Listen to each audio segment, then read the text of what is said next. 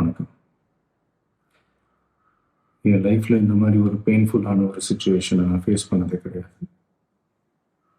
மனசு முழுக்க வலி வலி மட்டும்தான். இந்த சுற்றுப்பயணத்தில் என்னென்ன மக்கள் பார்க்க வராங்க, அதுக்கு ஒரே ஒரு காரணம் தான், அவங்க என் மேலே வச்சிருக்கிற அன்பும் பாசமும். அந்த அன்புக்கும் பாசத்துக்கும் நான் எப்பவும் கடமைப்பட்டிருக்கிறேன். அதனால தான் இந்த சுற்றுப்பயணத்தில் மற்ற எல்லா விஷயங்களையும் தாண்டி மக்களுடைய சேஃப்டி, அதில் எந்த காம்ப்ரமைஸும் பண்ணிடக்கூடாதுன்றதுக்காக தான் அது என் மனசில் ரொம்ப ஆழமாக இருக்கும் அந்த எண்ணம். அதனால தான் இந்த அரசியல் காரணங்கள் எல்லாத்தையும் தவிர்த்துட்டு ஒதுக்கி வச்சுட்டு மக்களுடைய சேஃப்டி மட்டும் மைண்டில் வச்சுக்கிட்டு அதுக்கான இடங்களை சூஸ் பண்ணுறது, அதுக்கான இடங்களை பார்த்து பெர்மிஷன் கேட்குறது, போலீஸ் டிபார்ட்மெண்ட்டில் அதை ரிக்வெஸ்ட் பண்ணி கேட்போம். ஆனால்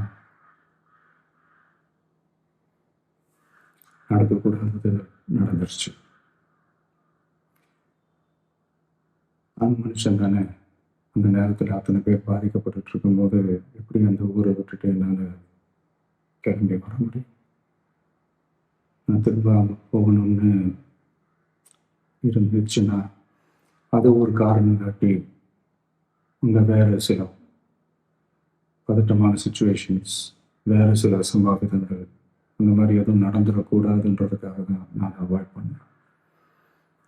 இந்த நேரத்தில் சொந்தங்களை இழந்து தவிக்கிற இத்தனை குடும்பங்களுக்கும் என்னுடைய ஆழ்ந்த இரங்கலை தெரிவிச்சுக்கிறேன். எனக்கு தெரியும், என்ன சொன்னாலும் இது ஈடையாகாதுன்னு எனக்கு தெரியும்.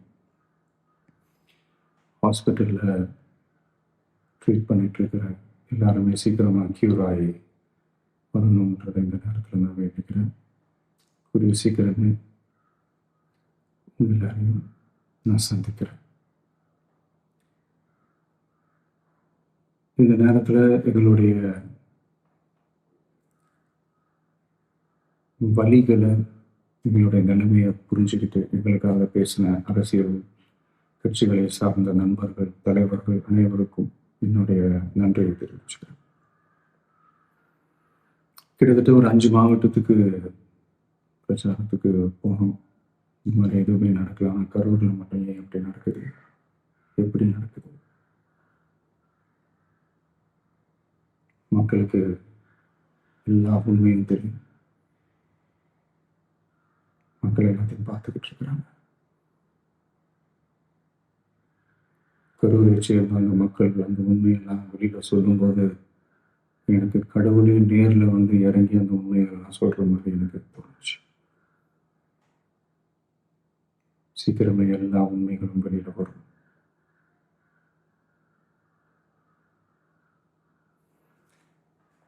எங்களுக்கு தரப்பட்ட இடத்துல நாங்கள் போய் அந்த அந்த ஸ்பாட்டில் நின்று நாங்கள் பேசிட்டோம். அதை தாண்டி எந்த தவறும் எங்கள் சைடில் நாங்கள் எதுவும் செய்யலை. பட் இருந்தாலும் எங்கள் கட்சியை சேர்ந்த நிர்வாகிகள், தோழர்கள் மேலே எஃப்ஐஆர், அது மட்டும் இல்லை சோஷியல் மீடியாவை சேர்ந்த நண்பர்கள், தோழர்கள் அவங்க மேலே எஃப்ஐஆர்லாம் போட்டு இப்போ குறிச்சிட்டு இருக்கிறாங்க.